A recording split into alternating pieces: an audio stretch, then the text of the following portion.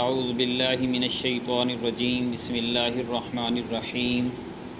وَإِنَّ مِنْهُمْ لَفَرِيقًا يَلْوُونَ أَلْسِنَتَهُمْ بِالْكِتَابِ لِتَحْسَبُوهُ مِنَ الْكِتَابِ وَمَا هُوَ مِنَ الْكِتَابِ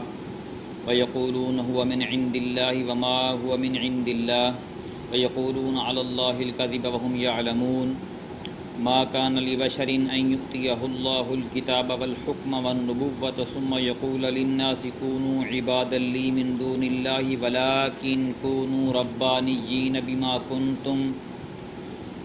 كنتم تعلمون الكتاب وبما كنتم تدرسون ولا يأمركم أن تتخذوا الملائكة والنبيين أربابا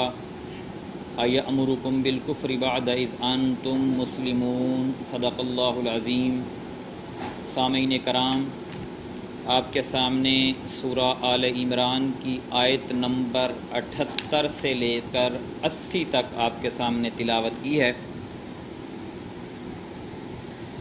یہودی کوئی بھی موقع اسلام کو نیچا کرنے میں، مسلمانوں کو ذلیل کرنے میں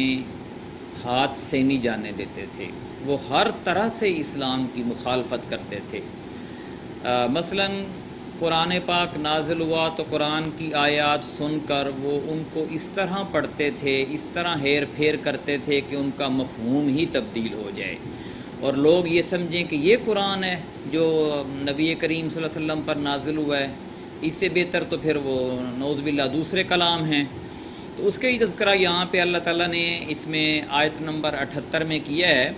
کہ ان میں کچھ لوگ ایسے ہیں جو کتاب پڑھتے ہوئے اس طرح زبان کا الٹ پھیر کرتے ہیں کہ تم سمجھو کہ جو کچھ وہ پڑھ رہے ہیں وہ کتاب ہی کی عبارت ہے، حالانکہ وہ کتاب کی عبارت نہیں ہوتی۔ وہ کہتے ہیں کہ یہ جو کچھ ہم پڑھ رہے ہیں یہ خدا کی طرف سے ہے، حالانکہ وہ خدا کی طرف سے نہیں ہوتا۔ وہ جان بوجھ کر جھوٹ بات اللہ کی طرف منسوب کر دیتے ہیں، یعنی اللہ کے کلام میں تحریف کرتے ہیں، خود عربی کچھ الفاظ ایسے بول کے کہتے ہیں کہ یہ قرآن ہے، اور یہ یہودیوں کا شروع سے ہی وتیرہ رہا ہے۔ اپنی کتاب تورات کے ساتھ بھی انہوں نے یہی کیا اور قرآن کے ساتھ بھی انہوں نے یہی کیا۔ ایسا انسان کرتا جو ہے وہ کیوں ہے؟ ان میں جو وجوہات ہیں، ایک بڑی وجہ یہ ہے کہ ایک انسان دوسرے بہت سے انسانوں کو اپنا غلام بنانا چاہتا ہے۔ یہ غلامی سیاسی بھی ہو سکتی ہے اور مذہبی بھی ہو سکتی ہے۔ جو مذہبی پیشوا ہیں ان کی کوشش ہوتی ہے کہ لوگ ان کے ساتھ جڑے رہیں، انہی کی بات مانیں، ان کی حق بات کو حق کہیں، ان کی ہر بات کو ہی جو ہے وہ سپورٹ کریں۔ جیسے آج کل کے دور میں بھی بہت سارے لوگ ہیں جنہوں نے ایک بہت گروہ بنایا ہوتا ہے، جمگٹھا بنایا ہوتا ہے اپنے ماننے والوں کا، اور پھر وہ ان کے ساتھ چلتے ہیں، ان کو نظر و نیاز دیتے ہیں، ان کی سپورٹ کرتے ہیں، ان کو پیسے دیتے ہیں۔ پھر ہم دیکھتے ہیں کہ دنوں ہی دنوں میں جو ہے وہ جناب امیر ترین ہو جاتے ہیں۔ 6-7 ہزار 8 ہزار 10 ہزار تنخواہ لینے والا بندہ گاڑی اور پراڈو پہ آ جاتا ہے۔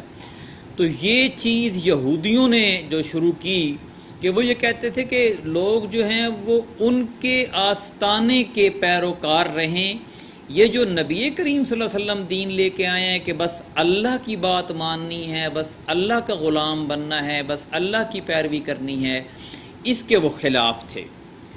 اس لیے یہاں پہ یہ فرمایا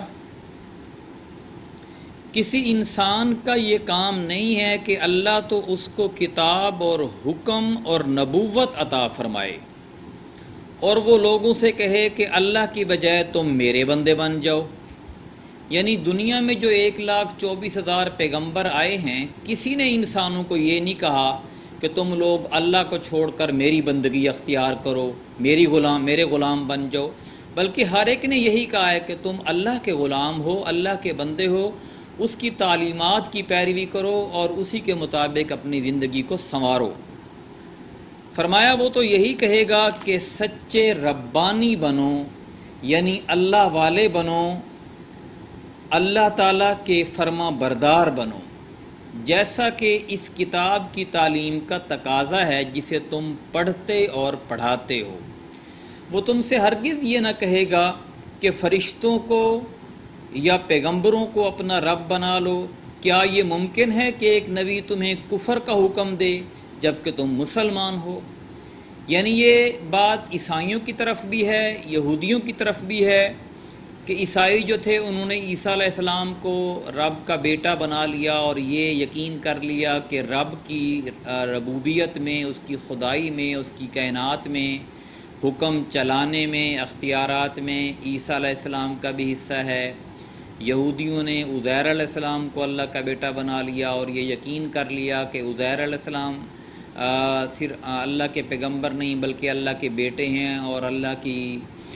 کائنات میں ان کا بھی حصہ ہے، نفع و نقصان وہ بھی دے سکتے ہیں مخلوقات کو۔ تو اللہ نے فرمایا کہ جتنے بھی نبی آئے ہیں کسی نے یہ بات نہیں کی کہ تم رب کو چھوڑ کر میرے در پہ سجدہ ریز ہو جاؤ، بلکہ ہر ایک نے انسانوں کو انسانوں کی غلامی سے نکالا، ان سے انسانوں کی بندگی چھڑا کر صرف رب کی بندگی اور رب کی غلامی کی طرف دیا ہے۔ تو یہ توحید کا درس ہمیں صرف قرآن سے صحیح طریقے سے ملتا ہے۔ اگر آپ قرآن سے ہٹ کر دوسری کتابوں کی طرف جاتے ہیں تو جو اس کتاب کا مصنف ہوتا ہے آٹومیٹیکلی آپ کی محبت اس مصنف کی طرف جاتی ہے۔ تو جب یہ قرآن کا مصنف، قرآن کا لکھنے والا چونکہ اللہ کی ذات ہے، تو جب ہم قرآن کو پڑھتے ہیں تو ہماری آٹومیٹیکلی محبت اور فرما برداری اللہ کی طرف جاتی ہے۔ اللہ تعالیٰ سے دعا ہے کہ اپنی کتاب کو صحیح طریقے سے سمجھنے اور عمل کرنے کی توفیق عطا فرمائے۔ جزاک اللہ۔